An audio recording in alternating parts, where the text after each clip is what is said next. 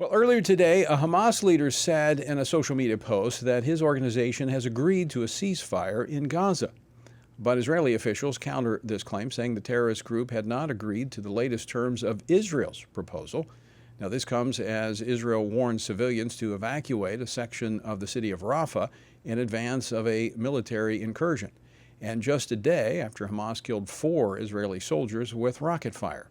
Joining me now to discuss the latest on this pending agreement, as well as the report that the Biden administration is blocking arms to Israel, is Senator Tom Cotton of Arkansas. He serves on the Senate Judiciary Committee and the Senate Armed Services Committee. He joins us by phone. Senator Cotton, welcome back to Washington Watch. Hey, Tony, it's good to be back on with you. Well, Senator, there are conflicting claims about the ceasefire. What do we currently know? Tony, what it appears to be is yet another info operation by Hamas, another effort to win the PR battle since they know they can't win a military battle. Unfortunately, Joe Biden and Democrats and gullible liberals all across the world have too often fallen for Hamas's PR info operations. Hamas said today, as Israeli troops were beginning the push into the city of Rafah, that they had agreed to a ceasefire deal. But apparently it was a deal that Israel never agreed to, certainly with terms that Israel found unacceptable. The one term that Hamas insists upon is that Hamas gets to continue to operate and control Gaza. And there's widespread agreement inside of Israel, understandably so, after the October 7th atrocities, that Hamas must be destroyed. Unfortunately, what you see over the last 3 weeks is that as Israel began the push towards Rafah the last time, Hamas was ready to finally sit down and negotiate a deal to release some, if not all, hostages. But they became gradually more stubborn over the last 3 weeks as Joe Biden yet again began to put more pressure on Israel, threatening to withhold ammunition, which they apparently finally did last week, and condemning Israel's intention to go into Rafah. Hamas can see all this, and they know that if they just hold what they've got and don't agree to any kind of ceasefire that involves concessions on their side, Joe Biden may still give them what they want. So where's Hamas's incentive to release any of these hostages? As long as Joe Biden is putting more pressure on Israel than he is on Hamas, they don't have much incentive. Senator, do you agree with one Israeli official speaking on the conditions of anonymity, said that this may just be another ruse by Hamas to try to make it look like Israel is the one that's not willing to actually come to terms with a ceasefire? Yeah, very much so. Hamas, again, knows that it can't win a military battle against Israel, so it's trying to win the battle of political spin, and it wants to blame Israel, and it knows that Joe Biden and European leaders are always apt to blame Israel more than they are to blame Hamas. So with Israel poised to enter Rafah to destroy the final 4 remaining Hamas battalions, Hamas is again trying to win the war of spin to make it look like Israel is to blame, when in reality, none of this would be happening if Hamas had not committed the worst atrocity against Jews since World War II. And it could all end today, very simply, if Hamas would release all the hostages and surrender unconditionally. That's what happened to losers in war, and Hamas started a war that it cannot possibly win militarily. So where's the international outcry for that, for them to release the hostages that they're continuing to hold 7 months later? That's a very good question, Tony, and you don't hear much of it, and to include from Joe Biden and the Democratic Party. They, again, put more pressure on Israel than they do on Hamas. And that's in part, Tony, because of what you see in campuses all across America, these little Gazas full of pro-Hamas sympathizers and fanatics. They may be a very small minority of the American people, but they have an outside voice in the Democratic Party. Again, if all of the fanatics in these little Gazas wanted an end to suffering in Gaza, they would be calling for Hamas to release the hostages and to surrender unconditionally. So the people of Gaza would no longer be suffering due to Hamas's abuse of them. Senator, I know you've been very outspoken on what's been happening on these college campuses. You've also been around quite some time. You've Army veteran. You've served in the Congress. You know that historically support for Israel has been a bipartisan issue. That's changed really here just in the last decade to where we're at this point now. But do you think these university students that are in, as you described, these little Gazas, do they even know what they're talking about? Do they know what they're protesting?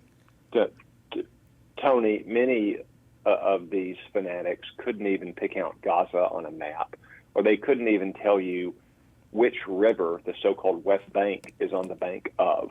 All they know is that after being indoctrinated and marinating in Marxist nonsense from their Marxist professors who are out there trying to protect them at places like Columbia and North Carolina, is that somehow in their warped moral mindset, Israel has become oppressive colonialists, and Arabs living in Gaza and Judea and Samaria are somehow, the winners of the DEI lottery because they are being oppressed. These are the same people, oftentimes funded by the same foundations, who were out during the BLM riots in 2020. But they're not, of course, highly informed about what's going on in Gaza right now.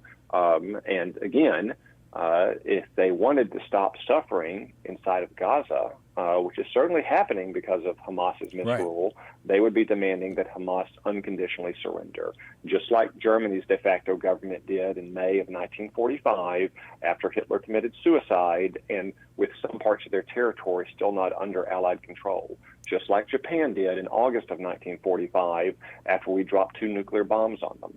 That's what Hamas could do now if it cared about its own people, but that's the catch. Hamas does not care about the people of Gaza. It only cares about its own power and its own murderous ideology.